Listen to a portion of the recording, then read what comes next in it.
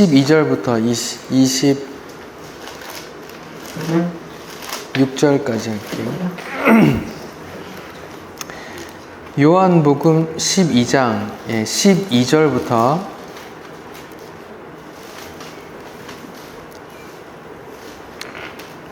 요한복음 12장 12절부터 26절까지 우리 같이 읽겠습니다. 시작.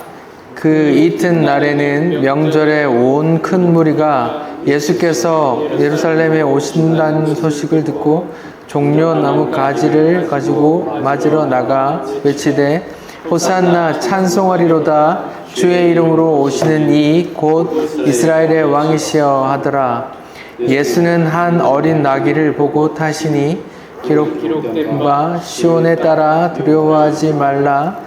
보라 너의 왕이 나귀 새끼를 타고 오신다 함과 같더라.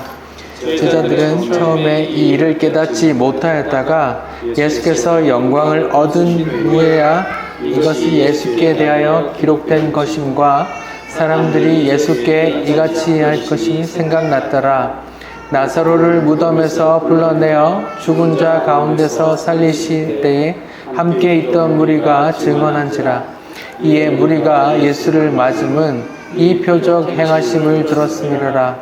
바리새인들이 서로 말하되 볼지어다 너희 하는 일이 쓸데없다. 보라 온 세상이 그를 따른도다 하니라.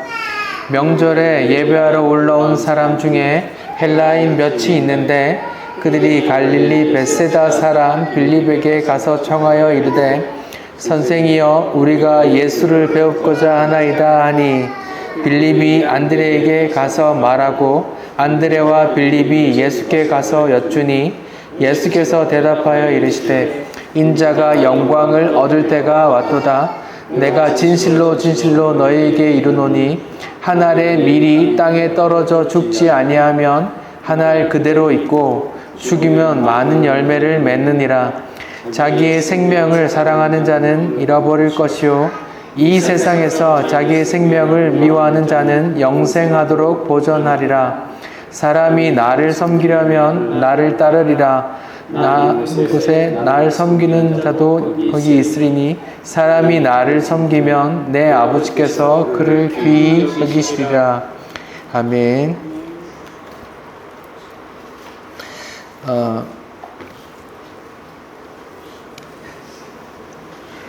저희는 지난주부터 예수의 죽음과 부활, 즉 영광의 책을 보고 있는데요.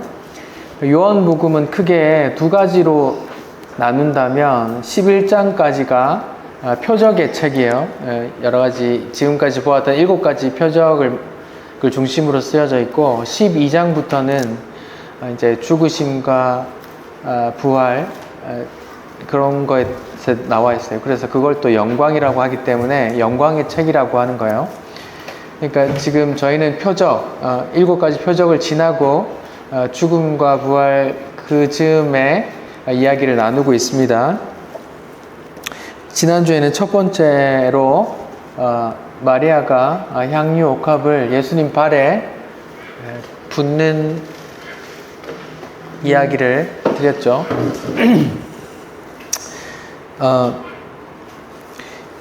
마리아가 예수님께 기름을 부었다는 건 우리도 마리아처럼 귀한 것 드려서 하나님을 위해 큰 일을 합시다 라는 메시지가 아니라 그랬습니다. 그건 오히려 정반대의 이야기라 했어요.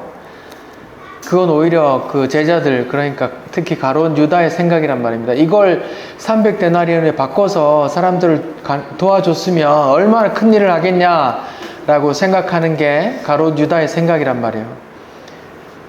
그 정반대의 이야기예요.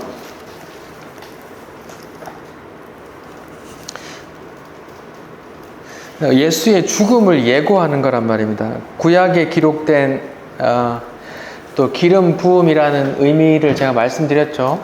메시아 3중직이라는 3가지 직분이 있다고 그랬어요. 왕, 제사장, 선지자 이렇게 다 구약에서 기름 부음 받고 나서 왕의 일을 하고 제사장의 일을 하고 선지자의 일을 한단 말입니다. 그렇게 기름 부음 받고 나서 일을 하는 거예요. 지금 예수님께서도 지금 이제 곧 돌아가시는 일을 앞두고 마리아로부터 기름 부어지고 어떤 이제 하나님의 역사를 이루어 간단 말입니다.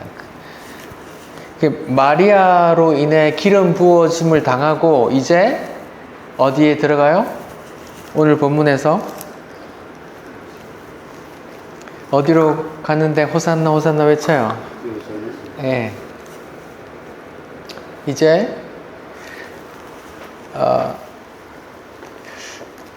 오늘 본문의 예루살렘 입성의 이야기는 소위 말하는 종려주일이라고 들어보셨죠? 교회 오래 다니는 분들은 다 들어보셨을 거예요. 예수님께서 종려주일 지나서부터가 뭐예요? 무슨 주일이라고 그래요? 고난주간이라고 하죠. 그때 그 주에 종려주일 날 그런 일이 있었고 월, 화, 수, 목, 금요일에 이제 돌아가신단 말이에요. 그래서 성당에서는 정사 미사 이렇게 미사도 지내고, 그리고 토요일, 일요일 이렇게 3일째에 또 부활하셔서 이렇게 주일을 이렇게 또 그렇게 이제 부활한 날로 모였단 말입니다.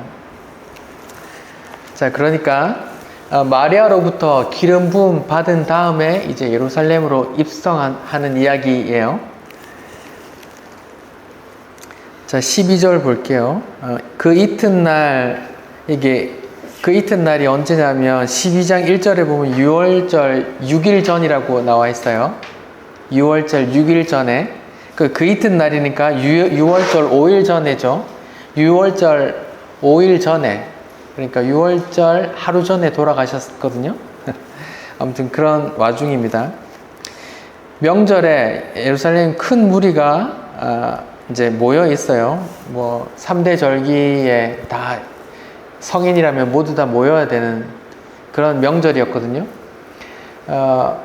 요세푸스가 기록한 이제 책에 보면 그 당시에 얼마나 많은 사람이 모였는지 대략 이제 써놓기를 270만 명 정도가 모였을 거다 이렇게 얘기해요. 제주도 인구가 몇 명인지 아세요? 70만. 예, 67만 한 7,500명 정도 돼요. 67만 명 정도 되는데 270만 명이니까 한 4-5배 되는, 제주도 인구의 4-5배의 인원이 그 명절에 그 예루살렘으로 모였으니까 완전 복잡했단 말입니다. 그런 수많은 인파가 지금 예수님이 들어오는 걸 보고 종려나무 가지를 들고 뭐라고 외쳐요? 호산나. 네, 호산나 하고 외친단 말이에요. 마치 뭐와 비슷하냐 하면 예를 들어 김일성 생일에 북한 사람들이 그 분홍색 꽃 같은 걸 들고 이렇게 위대하신 수령님 동지 만세 하면서 막 이렇게 흔드는 거 있잖아요. 그런 분위기란 말입니다. 270만 명이 모였으니까 아마 북한보다 더 많은 인구가 모여서 이렇게 그런 분위기였을 거란 말입니다. 그런 분위기였단 말이죠. 자, 그럼 그때 배경을 좀 생각해 볼게요. 우리가 지난주에도 계속 말씀을 드렸는데 그 당시에 예루살렘의 분위기가 어땠다 했어요? 예, 살벌했다 그랬어요. 살벌했다고. 좀 찾아보면 앞장에 11장 7절에 나사로 이야기에서 예수님이 이제 나사로 계신 유대로 가자고 하니까 11장 8절에 이제 뭐라고 하냐면 제자들이 라피어, 유대인들이 돌로 치려 하는데 그걸로 가면 됩니까? 라고 말하죠. 지금 죽을 위기란 말이죠. 11장 16절에 보면은 도마라는 사람이 이제 예수님이 나사로에게 가보자, 예루살렘 바로 밑에 베단이라는 곳에 나사로 있는 데로 가자, 나사로 살리러 가자라고 하니까 도마가 뭐라 그래요? 우리도 주와 함께 죽으러 가자라고 이제 결심을 할 만큼 그런 비장함이 있단 말이에요. 예루살렘으로 들어가는 것 자체가. 왜요? 들어가면 어떻게 하기 때문에? 죽이려고 하기 때문에 나사로를 살려냈어요. 사람들이 어떻게 해요? 나사로까지 요한복음 12장 10절에 보면은 대제사장들이 누구까지 죽이려 한다고요? 나사로까지 죽이려 한다. 그러니까 예수님과 관계된 사람, 같이 있는 사람 다 같이 잡아 죽이려고 하는 그런 분위기란 말이에요. 우리가 일제시대 때 몰래 독립운동 하다가 이놈들하고 일본 순사들이 잡으러 다닌 그런 분위기였단 말이에요. 우리가 예루살렘으로 들어가자 하니까 막 다 죽으러 가자. 그래, 나도 같이 죽을게 하면서 그런 분위기란 말이에요. 그렇게 비장함으로 들어왔는데 웬걸? 죽는 분위기가 아닌데요. 마치 막 북한의 김일성 생일에 막 이렇게 주민들이 흔드는 것처럼 열렬히 환영한단 말입니다. 종려나무 가지를 들고 뭐라고 외치면서? 호산나. 호산나 뜻이 뭐예요? 다 주일학교 명문 주일학교 나오셨는지 호산나는 여기 보면은 여기 각주에 보면은 12장 13절 밑에 각주에 보면 시편 118편 25, 26 이렇게 돼 있잖아요. 이 시편의 내용을 그대로 옮긴 거거든요. 시편 118편 25절에 보면 이제 여호와여 이제 구원하소서, 여호와여 이제 구원하소서 이런 말이 있거든요. 그 히브리어 문구가 호시아나, 뭐 한국말로 호산나 이렇게 번역해놨단 말이에요. 호산나, 이제 구원하소서, 우리를 구원하소서 이런 뜻이에요. 다음 주에 질문합니다. 이거 기본이에요. 호산나, 우리를 구원하소서 이런 뜻이에요. 제가 다음 주에 물어볼 거예요. 호산나, 구원하소서 이런 뜻이에요. 구원하소서 이런 뜻이에요. 그런데 이스라엘 사람들이 이렇게 외쳤던 이 구원하소서가 어떤 구원일까요?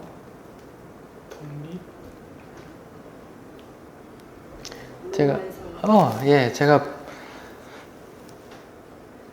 이스라엘 사람들은 당시 로마로부터 압제당하고 있었기 때문에 우리가 지금 이렇게 힘들게 식민지 생활을 하고 있습니다. 우리를 구해주세요. 이런 의미였단 말이죠. 그 말은 무슨 말이에요?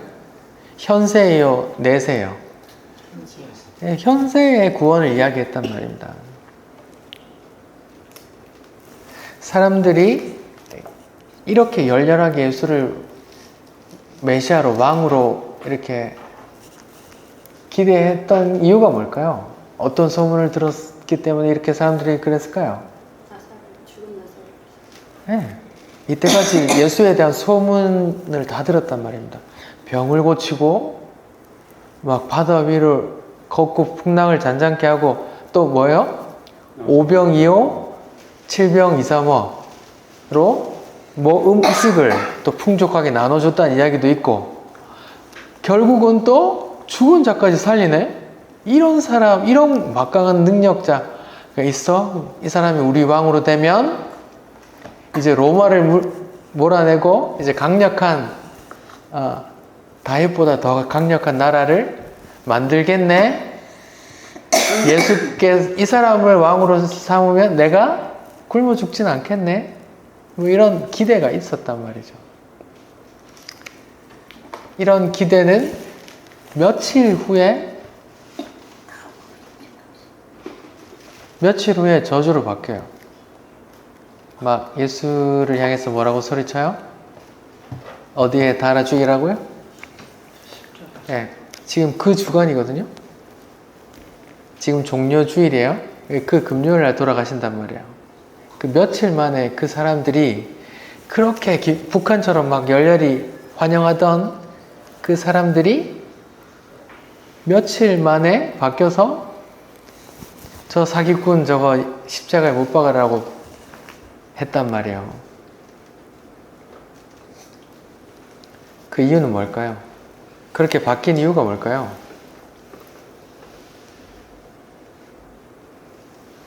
닭이 타고 왔어요. 믿었던 구원이. 네. 자기들의 기대가 채워질 수 없다는 걸 깨달았어요. 뭐 잡혀가고 뭐 순순히 이제 막 이렇게 막 능력을 발휘해서 바로 풀려나오고 막 이렇게 막 기적을 행할 줄 알았는데 바로 이렇게 막 개처럼 막 끌려다니고 잡혀다니고 막 그러는 거예요. 그러면서 속았다라고 생각한 거예요, 사람들. 그러자마자 우리 인생에, 우리 이 땅의 삶에 예수라는 인간이 도움이 안 되네 하고 저 사기꾼 내가 속았다, 십자가에 못 박아 죽여라 이렇게 외쳤단 말이에요. 그러면 이때 이 사람들이 외쳤던 호산나라는 것은 현세의 이 땅에서의 삶, 이 땅에서의 먹고 사는 것, 이 땅에서의 부유해지는 것, 이 땅에서의 뭐 성공하는 삶, 이런 것들에 대한 기대를 갖고 나를 좀 도와주세요, 건져주세요, 지금 지옥같이 힘든데 좀 도와주세요, 이런 현세적인 기대였거든요. 제자들도 마찬가지였어요. 제자들도 예수님이 마가복음 8장, 9장, 10장에 보면 3번 이야기하셨거든요. 비로소 예수님이 죽으심과 부활하심에 대해서 얘기했더니 베드로가 뭐래요? 안 됩니다 라고 말했고, 그러니까 예수님이 사단을 물러가라 그랬죠. 또 2번째 이야기하니까 뒤에서 무슨 이야기를 하고 있어요? 누가 더 크냐 하고 싸우고 있어요. 논의하고 있어요. 3번째 죽으심과 부활에서 또 얘기했는데 그때는 누가 등장해요? 요한의 어머니, 야고보와 요한의 어머니가 와서 치맛바람으로 예수님, 당신이 예루살렘에 입성하면 이제 왕이 되실 텐데 우리 2 아들 좀 이렇게 좌의정 우의정 좀 시켜주이소이. 이랬더니 다른 제자들이 어떻게 했다고 그래요? 분노했다고 나와요. 그래, 분노했다는 말은 무슨 말이에요? 자기들도 똑같이 생각하고 내가 그저 좋은 자리에 앉아야지 네가 왜 안 이렇게 생각했단 말이에요. 제자들도 역시 어떤 메시아를 기대했어요? 현세적인 리더를 기대했단 말이에요. 이 땅에서 먹을 것 풍족하게 주고, 이 땅에서 나 건강 다 치유해 주고, 이 땅에서 내가 더 오래 살고 더 성공하고 넉넉하게 살도록 그런 기대를 했단 말입니다. 그런 기대가 무너졌더니 사람들이 예수를 죽여라고 한 며칠 만에 그렇게 바뀌었단 말입니다. 그런데 그런 기대치고 예수님의 행색이 너무 초라하잖아요. 예수님이 뭘 타고 오셨다 그래요? 14절에 보면 어린 나귀를 타고 갔다 이렇게 나오거든요. 지금 예루살렘으로 예수님께서 입성하는 이야기가 사복음서에 다 나오거든요. 마태복음 21장, 마가복음 11장, 누가복음 19장에 다 나와요. 거기 보면 좀 더 자세하게 얘기가 나오는데, 누가복음에 보면은 새끼 나귀를 어디 누가 묶어놨을 거야, 좀 갖고 오라고 제자들한테 시켜요. 만약에 이 집을 왜 갖고 가냐고 하면 주가 쓰시겠다고 말해라 하고 들고 오래요. 그 어린 나귀도 말하자면 빌려온 거예요. 임대. 어린 나귀도 자기 게 아닌 거예요. 임대하셨어요. 예수님의 들어오는 행색이 얼마나 초라했냐면, 어린 나귀는 말처럼 크지 않거든요. 나귀는 작아요. 근데 어린 나귀는 더 작단 말이에요. 어린 나귀를 타면, 어른이 타면 발이 땅에 닿을 듯 말 듯해요. 초라하죠. 땅에 다리 닿을까봐 이렇게 다리를 들고 이렇게 있단 말이에요. 너무 웃기잖아요. 새끼 나귀를 타는데 예수님이 이렇게 다리 들고 이렇게 하고 있단 말이에요. 너무 기대에 부응하지 못하죠. 이 땅에 예를 들어서 지금 여기 애월 중산간 도로에 대통령이 온다고 하면 그 행색이 어떨까요? 막 경찰 오토바이 막 몇 대 앞으로 샥 있고 막 그 검은색 태극기 달린 그 뭐 검은색 세단들이 막 있고 막 뒤에도 의전 차량들이 또 따라다닐 거 아니에요. 대단할 거겠죠? 여러분 TV나 인터넷에 언제 교황이 이렇게 시위하는 걸 보셨는지 모르겠는데 교황은 왕의 머리에 뭘 써요? 왕관을 씁니다. 그 막 금장색 된 그 보석이 박힌 그 왕관을 쓰고 차도 독일 벤츠사에서 일어서서 타고 내리는데 지장이 없도록 특수 제작한 그 차를 타요. 또 다 방탄으로 돼 있고 또 막 교황이 갈 때는 헬기가 같이 다녀요. 그 의전 경호하는 헬기들이 좀 차이가 있죠. 하물며 우리나라에 예를 들어 제주도에 제일 큰 교회가 어느 교회인지 모르겠는데 제주도에서 제일 큰 교회 담임 목사님 차는 모닝일까요? 아니면 검은색 세단일까요? 네, 좋은 차일 거란 말이죠. 왜 이렇게 차이가 날까요? 교황도 예수를 믿는 사람이잖아요. 교황 일대 로마 교회에 따르면 일대 교황이 누구예요? 천국 열쇠를 받은 사람이 누구예요? 베드로란 말이에요. 베드로가 예수님의 수제자잖아요. 그 밑에 지금 뭐 몇 대인지 모르겠는데 교황이잖아요. 예수님을 믿는 사람인데 예수님이 어린 나귀를 타셨는데 지금 교황은 왜 그렇게 어마어마한 의전을 하고 다닐까요? 예수님을 전하는 목사가 왜 그렇게 화려한 자동차를 타야 될까요?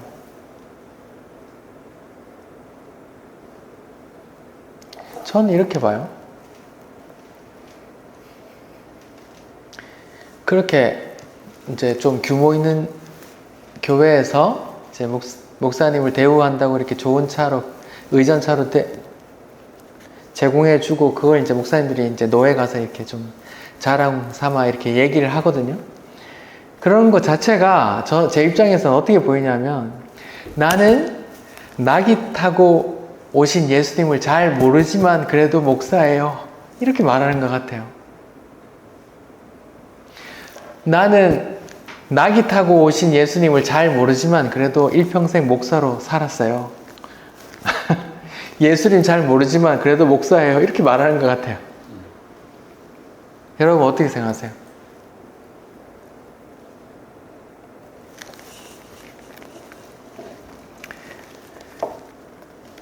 제 눈엔 그렇게 보여요. 여기 나오는 이제 종려나무 가지를 든다고 했는데 이 종려나무 가지는 이스라엘 구약에서 보면 이제 종려나무를 이렇게 이스라엘의 지도자 이렇게 비유하곤 하거든요. 제가 좀 잠깐 읽어 드릴게요.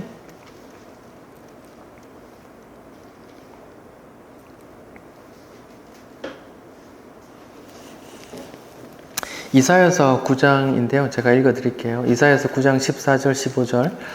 그러므로 여호와께서 하루 사이에 이스라엘 중에서 머리와 꼬리와 종려나무 가지와 갈대를 끊으시리니 그 머리는 장로와 존귀한 자요 그 꼬리는 거짓말하는 선지자라 이렇게 말해요. 그러니까 머리와 꼬리를 하나님께서 자르신다. 이스라엘 지도자 머리는 이스라엘의 지도자들 말하고 꼬리는 이스라엘의 선지자라고 말하는데 또 나무로 말하기를 머리는 종려나무 가지라고 하고 또 꼬리는 갈대라고 말한단 말이에요. 이런 구약에 그런 비유가 있단 말이에요. 그러니까 종려나무를 흔든다는 건 당신이 우리의 왕이 되어 주십시오. 우리는 당신을 왕으로 인정합니다. 이런 의미예요. 종려나무 가지를 든다는 것 자체가. 예수님은 왜 어린 나귀를 타셨을까요? 그것도 자기 게 아니고 임대해서. 예수님께서 왜 나귀를 타고 입성하셨어요? 예, 맞습니다. 첫 번째 이유는 그거죠. 구약의 메시아의 행적이 다 예언돼 있어요. 그냥 그 말 따라서 할 수밖에 없어요. 에이, 하나님, 그래도 이 새끼 나귀가 뭡니까? 그래도 좀 써니 정도 되는 그 말은 타야지. 이게 아니고 그냥 그렇게 써 있단 말이에요. 여기 12장 15절에 보면 기억에 나오는데 이게 이제 스가랴 9장 9절이라고 각주 보면 나오거든요. 스가랴 9장 9절을 제가 읽어 드릴게요. 시온에 따라 크게 기뻐할지어다. 예루살렘에 따라 즐거이 부를지어다. 보라, 네 왕이 내게 임하리니 그는 공의로우시고 구원을 베푸시며 겸손하여서 나귀를 타시나니 나귀의 작은 것 곧 새끼 나귀니라. 이렇게 스가랴서에 예를 들어서 예수님 태어나시기 막 약 한 400~500년 전에 예언을 했는데 나중에 메시아가 오실 텐데 그분은 나귀를 타고 오실 거야, 이렇게 새끼 나귀를 타고 오실 거야, 이렇게 예언이 돼 있단 말이에요. 그래서 그 예언을 성취하시는 거예요. 그 왜 하필 근데 또 나귀를 타고 오실까요? 근데 여기에 나오기를 그는 구원을 베푸시고 겸손하셔서 나귀를 탄대요. 새끼 나귀를. 여기 아주 중요한 의미가 있어요. 잘 들어보세요. 만약에 예수님께서 나귀를 타고 오지 않으시고 말을 타고 왔다면 큰일이에요. 별거 아닌 차이 같죠. 근데 성경에서 메시아가 나귀를 타고 오는 장면이 있고 말을 타고 오는 장면이 있거든요. 아주 큰 차이예요. 여러분 그거 아세요? 한국의 많은 이단 교주들이 다 어떤 말을 타고 막 등장하는 쇼를 해요. 어떤 말을 타고 와요? 백마 타고 막 백구두 신고 막 백양복 입고 막 하얗게 이렇게 오잖아요. 그게 요한계시록 19장에 나오는 얘기 때문이거든요. 우리 한번 찾아봅시다. 요한계시록 19장이요. 요한계시록 19장.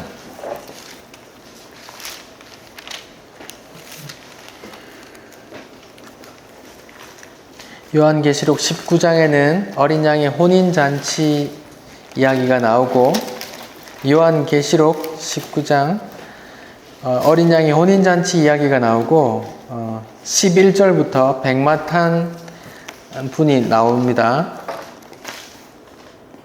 우리 같이 한번 읽어볼게요.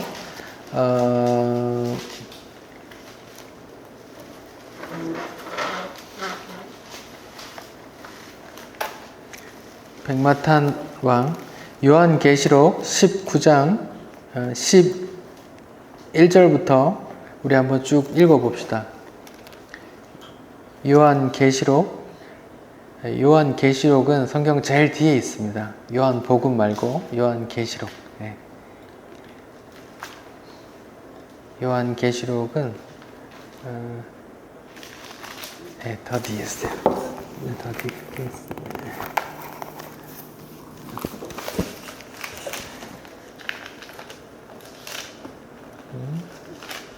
19장 11절부터 우리 같이 한번 읽어볼게요. 시작.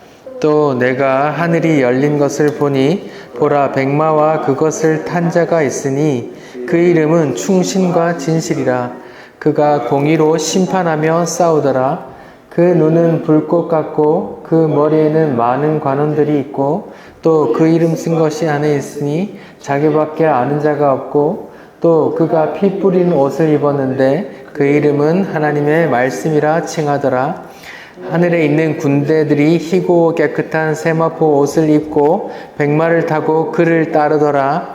그의 입에서 예리한 검이 나오니 그것으로 만국을 치겠고 그들을 철장으로 다스리며 또 친히 하나님 곧 전능하신 이의 맹렬한 진노의 포도주 틀을 밟겠고 그 옷과 그 다리에 이름 쓴 것이 있으니 만왕의 왕이요 만주의 주라 하였더라.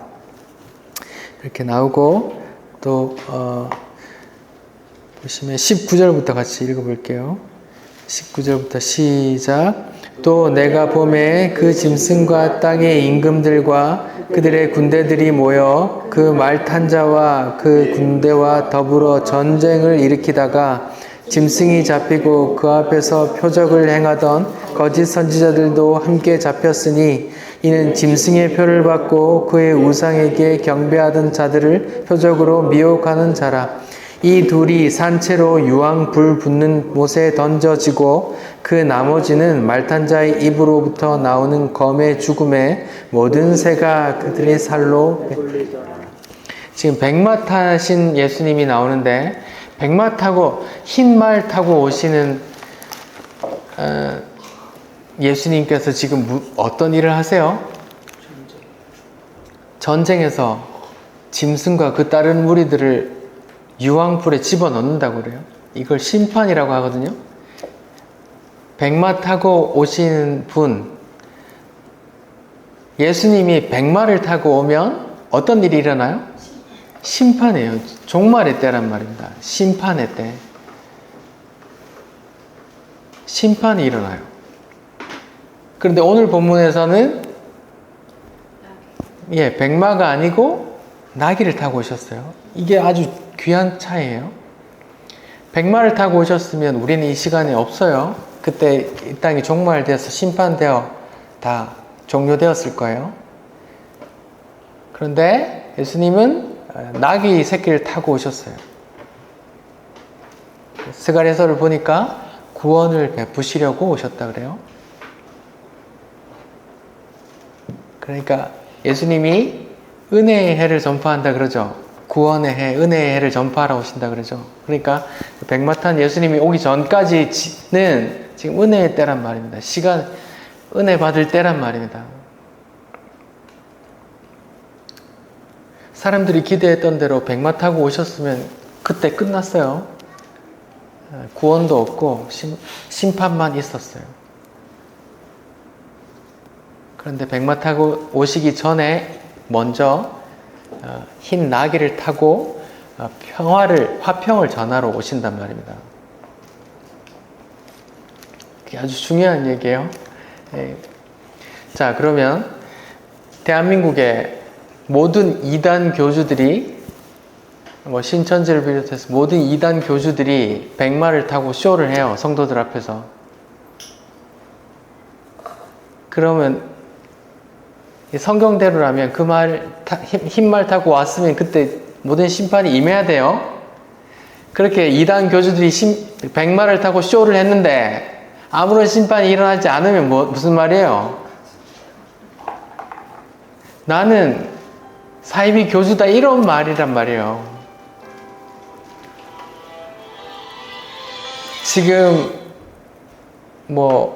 영상을 들으시는 분 중에 혹시 그런 교주를 따르는 분이 있으면 가짜다 하고 나오시면 됩니다. 내가 모시는 그 대장 목사라는 지도자가 백마 타고 와서 쇼를 한다, 그냥 가짜라고 보시면 돼요. 예수님께서 백마 타고 오시는 그 시간은 아주 무시무시한 종말의 때란 말입니다. 더 이상 기회가 없는, 사단과 그 짐승을 따르는 그 세상 임금들과 거짓 선지자들과 믿지 않는 자들이 다 지옥 들어가는 그때란 말이에요.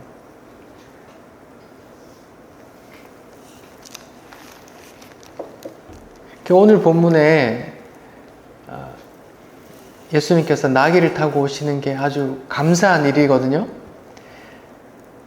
보통 구약에 선지자들이 나귀를 타고 다녔어요. 선지자들은 뭘 했어요? 하나님의 뜻을 전했죠. 예수님께서도 지금 백마 타고 칼을 잡고 심판으로 오신 게 아니라 선지자로 왔단 말이에요. 어떤 말을 전하러 왔어요?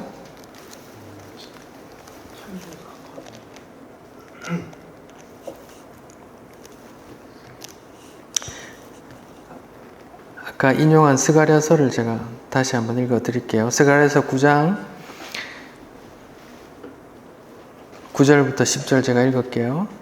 시온에 따라 크게 기뻐할지어다. 예루살렘에 따라 즐거이 부를지어다. 보라, 네 왕이 네게 임하리니 그는 공의로우시며 구원을 베푸시며 겸손하시어서 나귀를 타시나니 곧 나귀의 작은 것 곧 나귀 새끼니라. 내가 나귀 타고 오시셔서 하는 말이에요. 내가 에브라임의 병거 예루살렘의 말을 끊겠고 전쟁하는 활도 끊으리니 그가 이방 사람에게 화평을 전할 것이요 그의 통치는 바다에서 바다까지 이르고 유바라데 강에서 땅끝까지 이르리라. 또 너로 말할진대 네 언약의 피로 말미암아 내가 네 갇힌 자들을 물 없는 구덩이에서 구원했다 이 말이에요. 놓았나니 이렇게 나와요. 나귀 타고 오셔서 하시는 일이 이거래요. 스가랴 9장 10절 에브라임의 병거와 예루살렘의 말을 끊겠고 에브라임, 예루살렘 다 유다를 말하는 거거든요. 이 이스라엘의 말과 병거를 다 끊어버리고 부셔버리고 전쟁하는 활도 다 끊어버리겠다. 어디에? 로마의 군대를 부수는 게 아니라 이스라엘의 말과 병거와 활을 다 부수고 뭘 전한대요? 뭘 전한대요? 예, 이방 사람에게 화평을 전할 것이다 이렇게 말해요. 화평을 전한대요. 평안, 화평. 이게 무슨 말일까요? 왕이 오시는데 나귀 타고 오시는 왕이 하는 일이 로마를 쳐 부수는 게 아니라 이스라엘의 말과 병거를 부수고 활도 부수고 또 화평을 전한대요. 이게 무슨 말일까요? 구원을 네.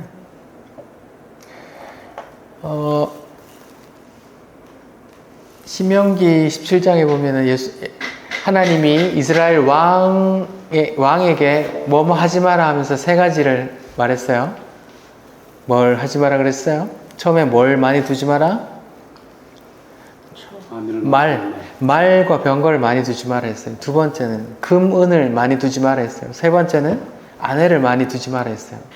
이 세 개를 하지 마라 했어요. 근데 지금 이스라엘은 병거도 많고 말도 많고 금은도 많고 여자도 많았죠.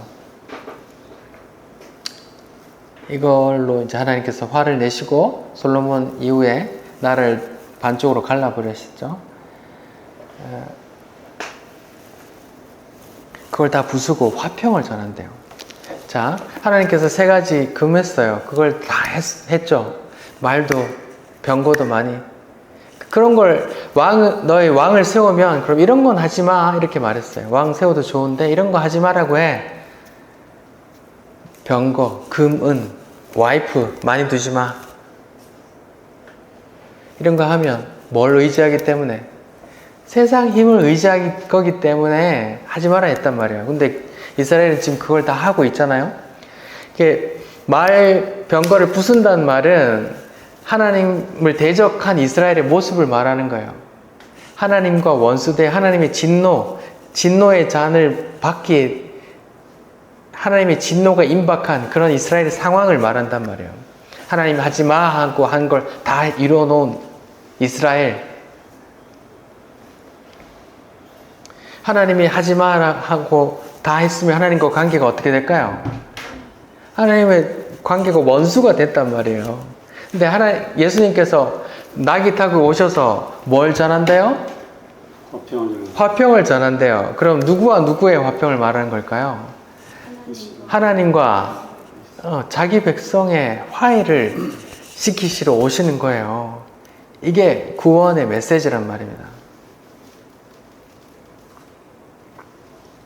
이걸 전하지 않으면 어떻게 돼요? 내가 나중에 말 타고 와서 다 죽여버리기 때문에 화평을 선언하러 오셨어요. 거룩한 하나님과 죄인된 자기 백성의 화평을 선언하러 오셨어요. 예수님께서 태어나실 때 천사들이 뭐래요? 하늘의 영광, 땅에는 평화 이렇게 했죠. 그 평화란 말입니다. 예수님은 이 땅에 오신 이유가 뭐예요? 예수님께서 지금 이 땅에 예루살렘으로 입성하는 이유가 뭐예요? 네, 죽으시러 오셨죠. 마리아의 기름 부음 받고 나서 장례를 준비하는 기름 부음 받고 나서 예루살렘에 입성한단 말입니다. 그럼 예루살렘으로 입성하는 이유, 목적이 뭐예요? 죽으러 들어온단 말이에요. 그 죽음이 뭘 이루는 거예요? 하나님과 자기 백성의 화평을 이루는 일이란 말이에요. 그걸 구원자, 메시아라 한단 말이에요. 그런데 사람들은 뭘 기대해요?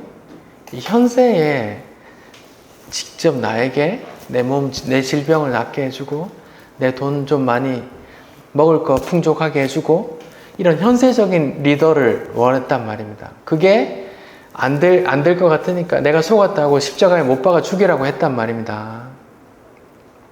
사람들은 다 예수님을 모르는 거예요. 사람들은 다 예수님을 모른단 말입니다. 호산나 호산나 외치지만 그 사람들이 다 예수님을 알았어요? 몰랐어요? 몰랐어요. 그래서 단 4일 5일 만에 저놈을 십자가에 못 박아라 하고 돌아섰단 말입니다. 3년 동안 그 수많은 표적을 보면서 따라다닌 제자들도 예수님을 바로 알았어요? 못 알았어요? 못 알아들었단 말이에요. 그래 예수님이 잡히자 다 떠났죠. 다른 사람은 다 떠나도 나는 안 떠날 겁니다. 내가 죽더라도 나는 안 떠날 겁니다. 베드로, 아까 도마, 우리도 죽으러 가자. 다 그렇게 외쳤지만 예수님이 잡혀가니까 제자들도 다 도망갔죠. 사람들은 흔히 가롯 유다만 배신한 걸로 아는데 아닙니다. 모든 제자들이 다 배신했어요. 다 도망갔단 말입니다. 베드로만 부인했는 것 같은데 다 아니에요. 다 숨어서 나 예수님 모릅니다 하고 숨어 있었단 말입니다.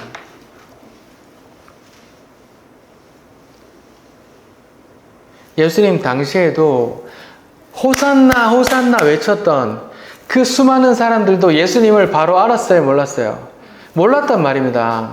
예수님은 하나님과 죄인, 하나님의 진노, 서슬퍼른 그 하나님의 진노가 곧 떨어질 이 죄인의 백성 간의 관계를 회복시키러 오셨는데 사람들은 예수라는 사람을 어떻게 알았어요?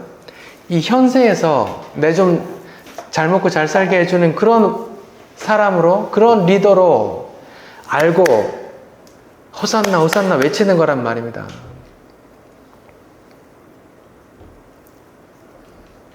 여러분 이 땅의 삶이 어떤들 어때요?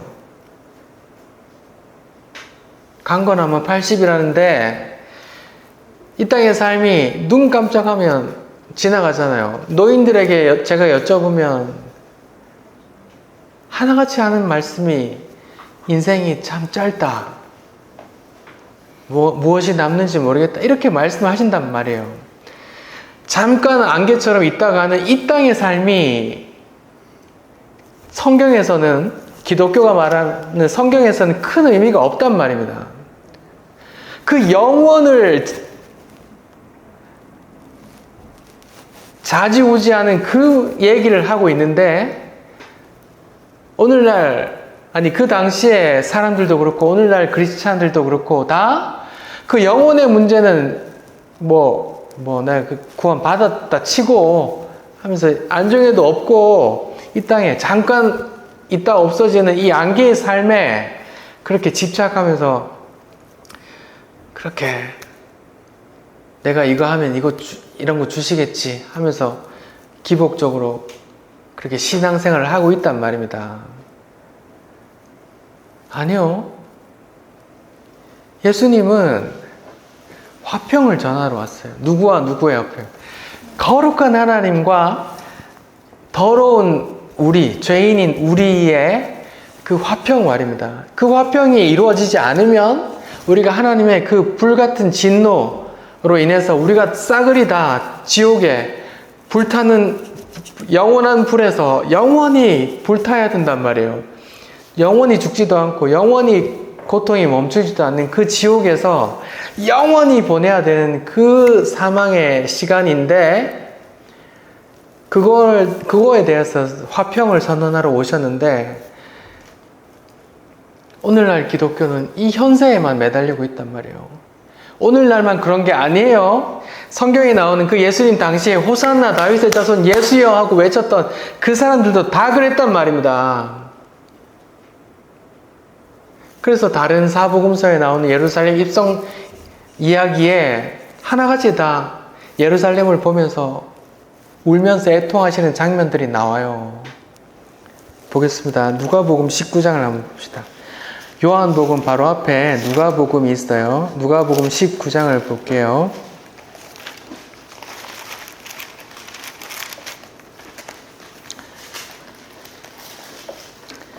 누가복음 19장 28절 앞에 소제목이 뭐라고 나와요?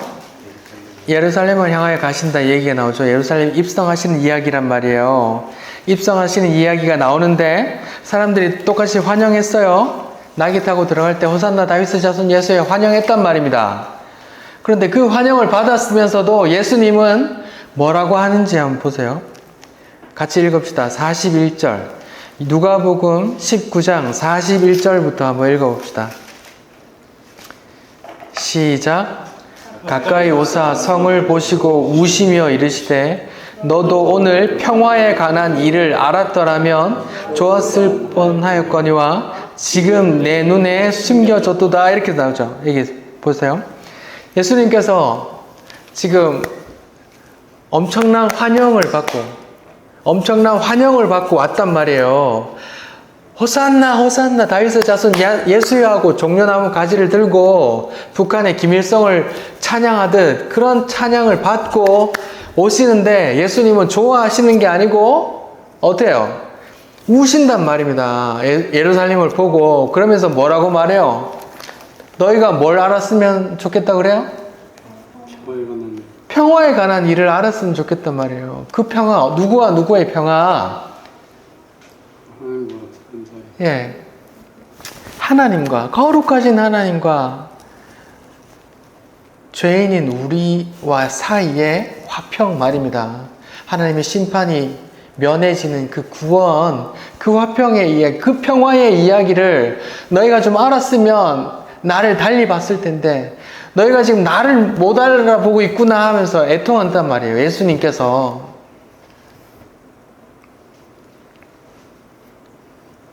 오늘날 교회에서도 마찬가지입니다. 수많은 사람들이 교회에 와서 예수님을 찬송하고 호산나 호산나 찬송하지만 자기가 죄인됨도 모르고 그냥 기복적으로 이 땅의 현세를 바라면서 나에게 편안한 삶을 주실 거야. 내 사업 더 크게 해주실 거야. 내 자식 좋은 학교 가고 좋은 직장 가고 좋은 배우자에 승승장구하도록 해주실 거야 하면서 그런 기대를 갖고 교회에 와서 찬송하고 헌금하고 봉사한단 말입니다. 그들을 향해서 예수님께서 우신단 말이에요. 아이고 이스라엘아, 아이고 이놈들아 너희가 화평을 좀 알아야 되는데 화평을 모른다는 말이 뭐예요? 자기가 하나님과 원수된 관계인지도 모른단 말입니다. 내가 지금 죽으면 하나님의 진노가 떨어져서 영원히 불타는 지옥의 유황불에 들어간다는 것도 모른단 말입니다. 내가 지옥에 들어갈 그런 죄인이라는 것도 모르니까 화평을 기대하지도 않아요. 이 당시 이스라엘이 그랬습니다. 나는 아브라함의 후손이니까 당연히 구원받겠지. 구원은 따놓은 당상이고 현세의 삶 좀 로마 좀 몰아내 주시고 아주 풍요로운 나라 좀 세워 주십시오. 그러고 있단 말이에요.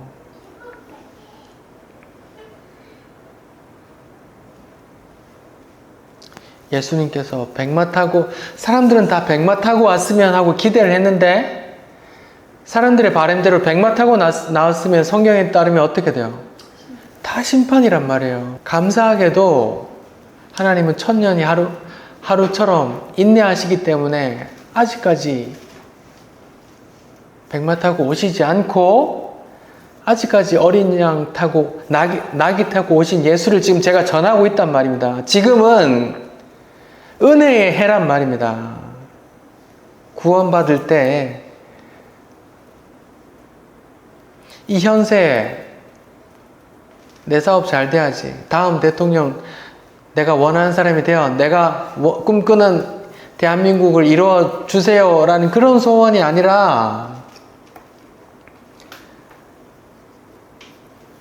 그 영원에 관한 그 하나님의 진노를 떠나 내가 이제 하나님과 화목되어 그 옛날 에덴 동산에 쫓겨났던 그 아담의 후손이 아니라 이제 하나님과 화목되어 다시 에덴으로 들어갈 수 있는 그런 자가 되어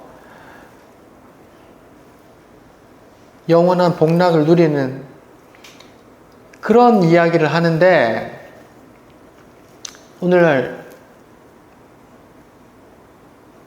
이 세상을 지배하는 물질주의, 성공주의, 성공해야 축복받은 거고 부자 되어야 은혜 받은 거지 라고 하는 이 거짓된 사상들이 온 교회를 다 집어삼키고 있어서 어린 나귀를 타고 오신 예수가 설 자리가 없단 말입니다.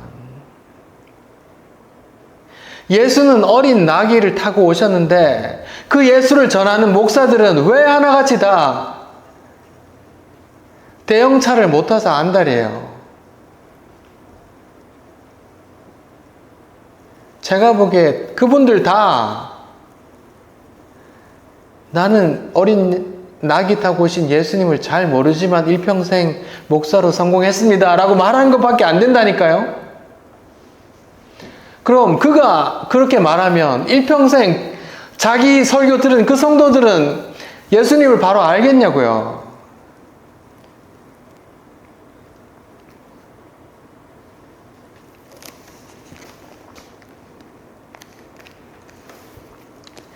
예수님께서 화평을 전하러 오셨어요. 왕으로서 선지자로서 화평. 누가 누구의 하나님과 거룩한 하나님과 죄인인 우리의 화평을 전하러 오셨어요. 네, 그 전하러 오신 방법이 뭐예요? 예, 십자가 죽음이란 말이에요. 그래서 이 얘기가 나온단 말입니다. 다시 요한복음 본문으로 돌아갈게요. 요한복음 12장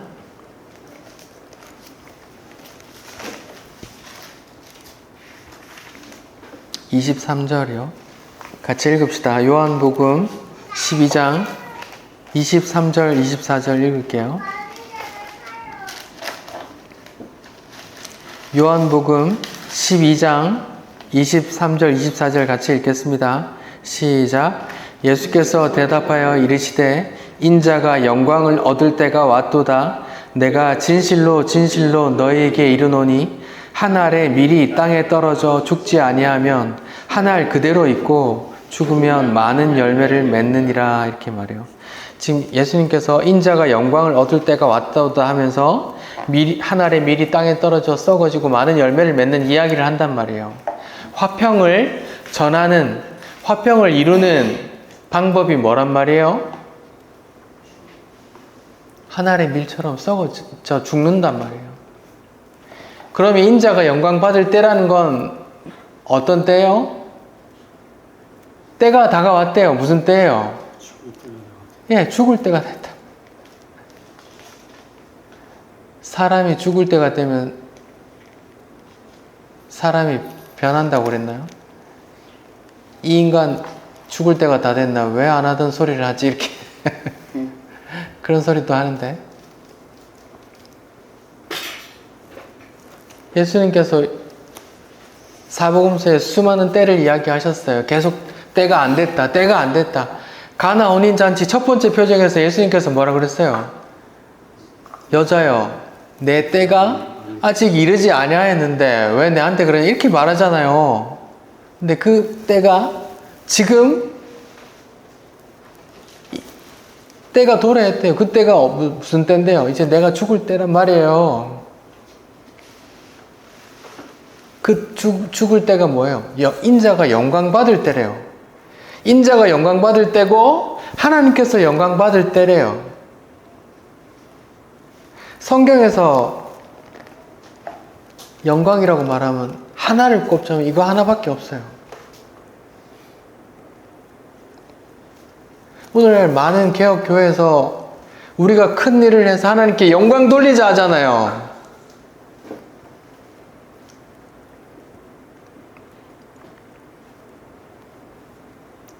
우리가 무슨 큰 일을 해서 하나님께 영광을 돌릴 수가 있어요? 하나님의 영광은 하나밖에 없다니까요. 자기 아들의 죽음.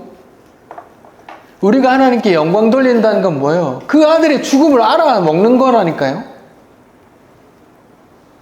그 아들의 죽음의 의미를 알고 감사합니다, 호산나, 찬송하는 걸 하나님께 영광 돌린다 한단 말입니다. 우리가 돈을 모아서 큰일 해봅시다 하는 건 지난주에 얘기했던 그 가룟 유다의 이야기란 말이에요.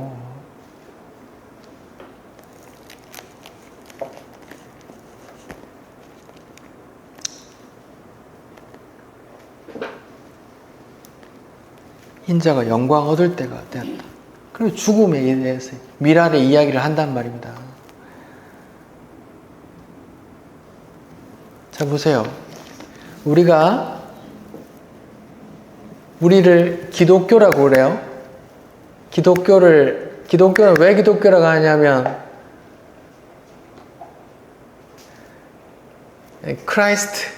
예수,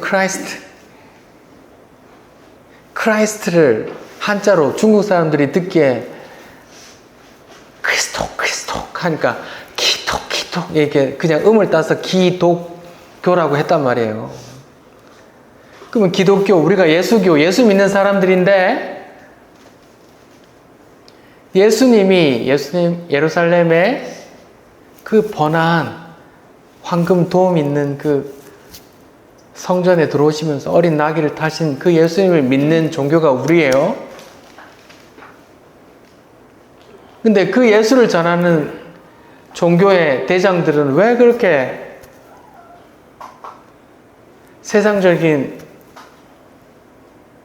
인류 물품에 그렇게 환장을 해요? 왜 그런 걸 자랑합니까?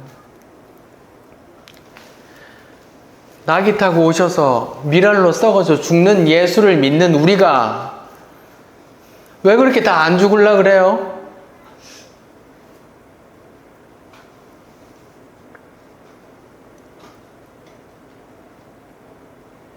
예수 모른다는 소리밖에 안 돼요. 다 나가 중요하잖아요. 나가. 세상이 말하잖아요. 다 just do it. 네가 네 행복을 위해서 뭐든지 하고 싶은 거 다 해. 그런 세상 가치관을 크리스찬이라는 사람들도 다 갖고 와서 내가 왜 그래야 되는데 하고 뗀뗀하게 안 죽고 안 썩고 있잖아요. 그런 마음이 들면 그냥 이렇게 고백하시면 됩니다. 아, 내가 아직 예수를 모르네요.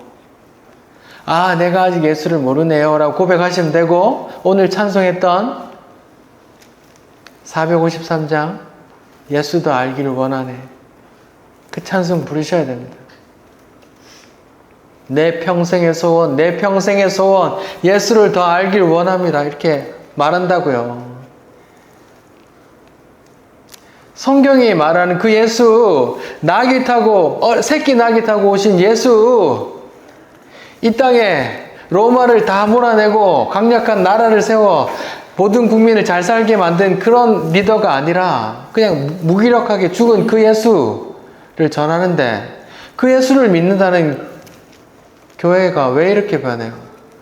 왜 다 이렇게 물질 만능주의로, 성공 만능주의로 다 이렇게 변했습니까?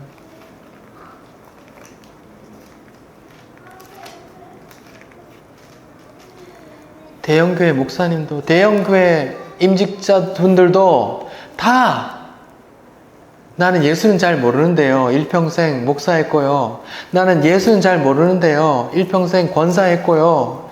나는 예수는 잘 모르는데요, 그래도 일평생 교회 다니면서 떵떵거리고 살았어요 라고 말하고 있는 것밖에 안 된다니까요. 그때나 지금이나 예수님께서 이스라엘을 보면서 우신단 말이에요. 뭐라고? 아이고 얘들아, 너희가 화평에 대해서, 평화에 대해서 좀 알았으면 좋겠다. 평화를 알아먹으려면 누구만 알아먹어요? 내가 하나님과 원수졌구나, 내가 하나님의 진노를 받아 지옥에 가겠구나라고 아는 죄인들만 그 화평의 선언을 받을 수 있다니까요. 내가 죄인이구나라고 아는 사람만 들을 수 있다고요. 나만큼 의로운 자가 어디 있냐고 생각하는 사람 못 받아요. 스스로 의인이라고 생각하는 사람, 스스로 경건하다고 생각하는 사람, 예수님과 상관없는 사람이란 말입니다. 기도하겠습니다.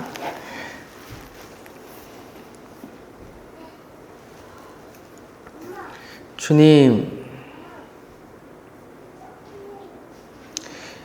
낙이 타신 예수님을 보며 환호했던 수많은 사람들을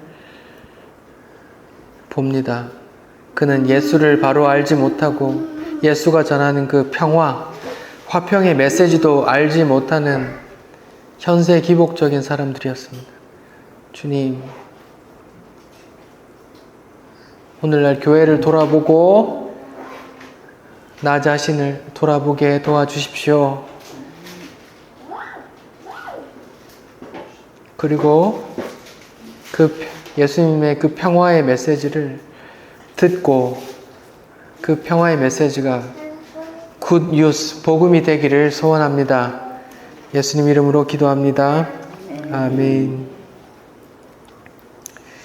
우리 아까 찬송 453장 1절만 찬송할게요.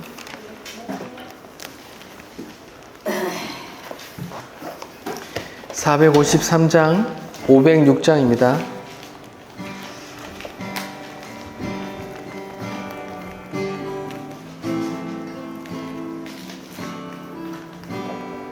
예수 더 알기 원하네. 크고도 넓은 은혜와 대속해 주신 사랑을 간절히 알기 원하네. 내 평생의 소원, 내 평생의 소원, 대속해 주신 사랑을 간절히 알기. 우리 한 번 더 합시다. 1절이요. 예수 더 알기 원함은 크고도 넓은 은혜와 대속해 주신 사랑을 간절히 알기 원하네. 내 평생의 소원, 내 평생의 소원, 대속해 주신 사랑을 간절히 알기 원하네. 내 평생의 소원, 내 평생의 소원, 내 평생의 소원, 대속해 주신 사랑을 간절히 알기 원하네. 아멘. 예배를 마쳤습니다.